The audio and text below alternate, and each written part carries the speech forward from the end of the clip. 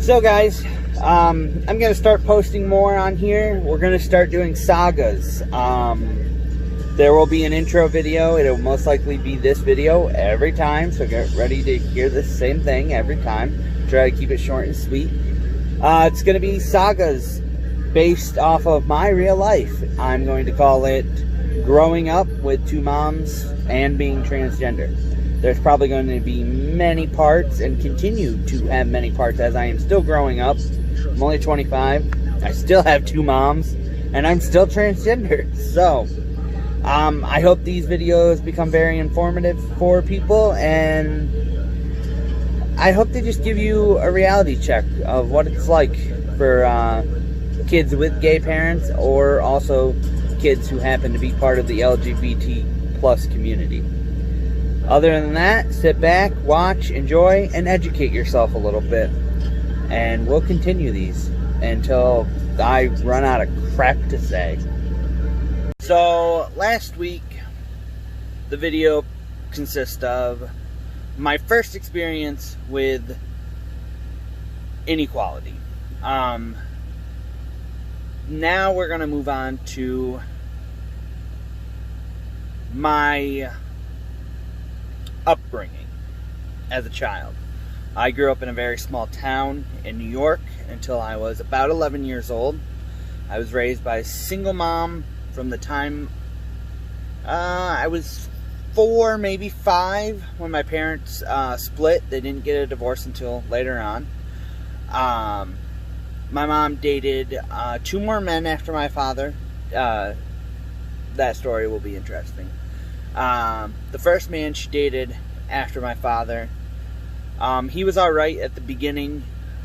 He became verbally abusive to me and my brother, and my adopted brother, who is not legally adopted.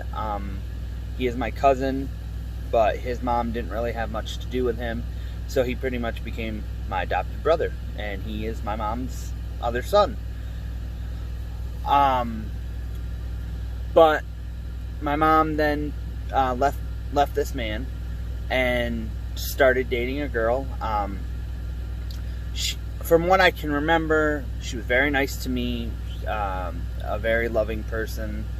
From what I can remember, I was very young. It's hard to recall those experiences. One of the biggest questions I get is, how did my mom's parents, my grandparents, react to my mom coming out? And from what I can remember, they didn't treat her any differently. They still loved her.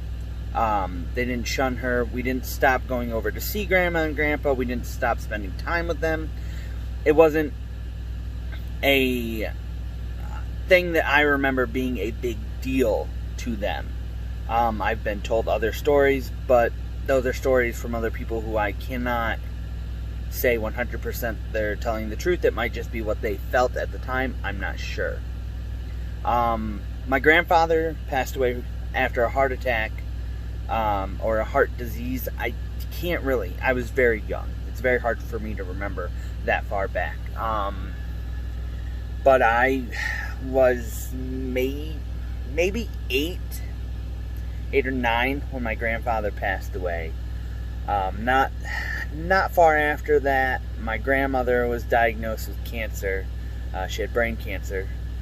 And my mother got a job at the hospital / nursing home to make sure that my grandmother was well taken care of. So that job lasted until my grandmother passed away. She kept that job for a little while longer. During this whole thing with my grandmother having brain cancer and whatnot, my mom had met now my stepmom over the internet. I believe it was a chat room or something. You know, it's not my love story, so I don't freaking know. But after my grandmother passed away, we moved to a small town in Pennsylvania, right under the New York border. And this was the first time that I myself ever felt inequality. I can remember from a young age being attracted to women. I kept it to myself. When we moved to Pennsylvania, my mom made it very clear that Pennsylvania was not as open as New York, and that I shouldn't tell people that my mom was gay, because they might judge me or judge my brother based on the fact that my mom was gay. And when I heard that, it kind of made me double think whether I would ever tell anybody how I felt about women. At the time, I was still identifying as female, so it made me really double think whether I would do that or not. We lived in this town for a year. I went to all the way from 5th grade and made it to the end of the year, passed, was going on 6th grade. One of the biggest things I remember from that year is my mom worked at the local hospital as a cleaning lady or something janitorial at the hospital. And she quit because one of her co-workers, who I had become very close with, she was an older lady. I, at this point, only had my grandmother and grandfather on my dad's side, but I didn't get to see that often because we moved to Pennsylvania. I only got to see them for holidays and summer vacation. So I started hanging out with this lady, spending time with her, making cookies. You know, the regular grandmother-like things that you do with your grandmother. And she became like a second grandmother that I had lost, in a time that I was still grieving my biological grandmother. She did not replace my biological grandmother. It was just very hard to lose both grandparents in such a short period of time and so young, that it was nice to have that. This lady had pretty much said that my mom's lifestyle was unacceptable, it was inappropriate, something along those lines. And my mom quit because nobody was going to do anything. And I stopped, obviously, seeing this lady. And that's something I can vividly remember, because I had gained trust and love for this woman as a pseudo-grandmother. And then it was just shattered. It was lost because she couldn't accept my mother. And that was another reason that I thought to myself, God, I could never tell anybody. I could never come out and truly be myself if this is how I was going to be treated. I mean, my mother was treated like this just because of who she was. God, I mean, if I came out, and at the time I had only thought that I liked girls. I didn't know all this other stuff. We will get into that as these sagas progress. But at the time it was very, very hard for me. I was, I believe 12, 11 going on 12 at this point. And it was a very difficult moment for me to realize that I was no longer in a state or an area that would accept me for who I was and not judge me. Because like I said, the whole time I lived in New York, if you watched the last episode, the only time I ever saw any inequality, was my second grade teacher. That was the only time I had ever seen it. From being a baby to when I left New York. And now all of a sudden I'm seeing it again within just a short period of time of moving. At this time we were not living with my now stepmom. We were living in a town just 30 miles from her. So I now only had my mom, my brother, and the few friends I had made, and I was nervous to even say anything. Like, people always ask, well, where's your dad?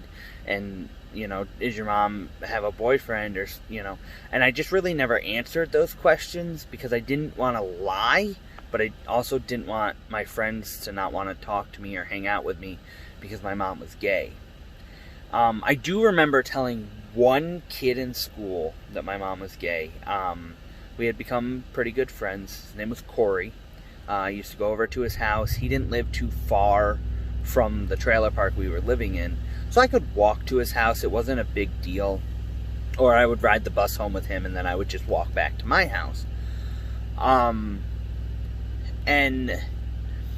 I mean, I can remember being picked on in school for just, you know, the normal stuff, being taller than everybody else, being a little heavier set than everybody else, but nothing too traumatic at this point.